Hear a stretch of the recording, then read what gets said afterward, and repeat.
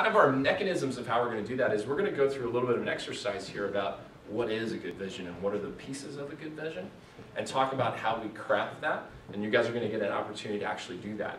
And then what we're going to do is we're going to connect that. From a vision process, we're going to look 3 to 5 years out, right? And we're going to say, what's the bigger objective, right? It's not something that I can necessarily get to here. You use the term realistic, right?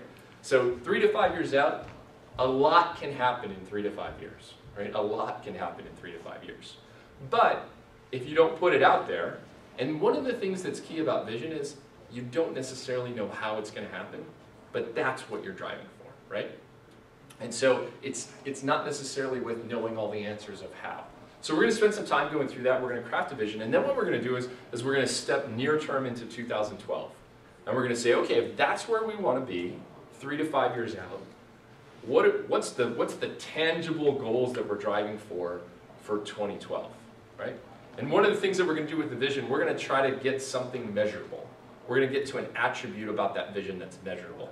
And then we're going to drive some goals that say, if I achieve this, I know I'm on the path to get to where I want to go, right? And then what we're going to do is we're going to break that down, and we're going to talk about numbers and metrics of how do you actually build a plan to achieve that goal in 2012.